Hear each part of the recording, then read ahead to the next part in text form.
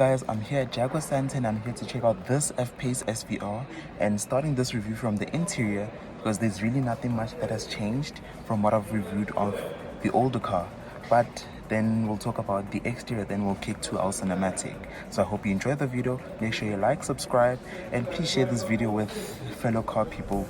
And let's get off. So in the interior of this car, you're greeted by a very huge but very comfortable leather steering wheel with a digital display right behind it and the new infotainment system, because there's the facelift version. So you're greeted by another cool thing is a pulsating start-stop button like in the AMGs, the newer AMGs. Then nothing much has changed, like silver chrome material, 2 cup holders, and it doesn't have that cool cup holder extension where you can pull this and it reveals another infotainment screen. So this is the new infotainment updated from the last version, and it's fully digital and it's a touchscreen only, and it only has a volume knob, which is the coolest thing ever.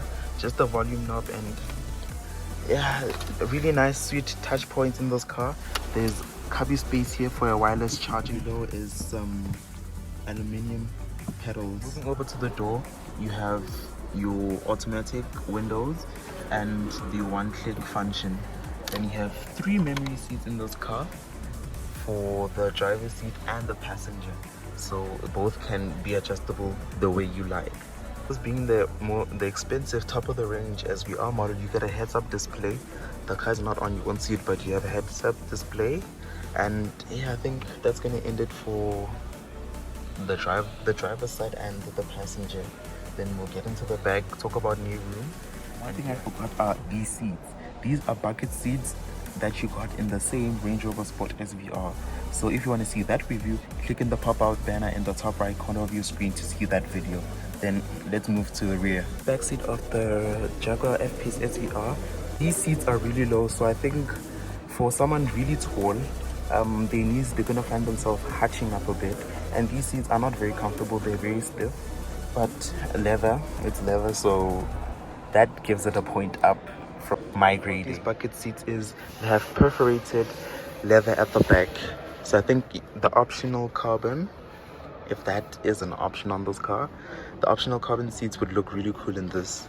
But what you guys think for interior comfort for a 5 people family?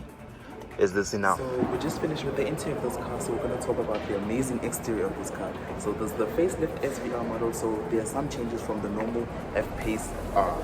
With the interior, let's get a quick poke around of the exterior of this car. So you can see the facelift SVR model gives it some updated LEDs and a different kind of styling for the lower bumper. So you can see on the old version, this was body colored, and instead they decided to break it up by having a silver plating all around it.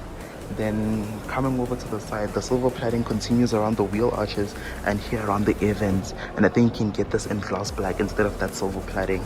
Then for side profile, the roof tapers off because it's a coupe-ish SUV, but for side profile, this car looks really cool. And I think the coolest thing about this car is the louvers behind the front wheels, and you'll see that for the rear wheels also. Then these tires, 295 at the rear and 295 at the front. So these wheels are huge. These are 21s. You can get 20. I think 21s are the highest, but 22s I think would fill that wheel arch, especially if this car is a bit lowered on its air suspension. So let's come over to the rear end. As I said, facelift version gives it some updated LEDs, and I think for the rear end it's not changed that much apart from those LEDs. And of course, SVR model gives you quad exhaust tips and real exhaust tips. And then this diffuser is the coolest thing ever because the exhausts are hanging out of it, are pulling through it, and this is just the surround for it. Then same thing, coolest feature, louvers behind the rear wheels. So I think for an update, a refresh, this car has done pretty good for itself, especially because it's an SUV, so the design feature from the F-Type continues really nicely on these SUVs. So tell me what you guys think in the comments down below. The Mercedes-AMG GLC 63 facelift, the 4-liter V8 version, the BMW XDM competition, the facelift, and the Range Rover Sport SVR. Good, our review for today, and I hope you like the cinematic video at the end. So tell me what you guys like. The Mercedes-AMG GLC 63S, the XDM competition, and the Range Rover Sport SVR. And for more videos, click up here or at the end of the video there's a playlist and my main account, and I hope you enjoy those too.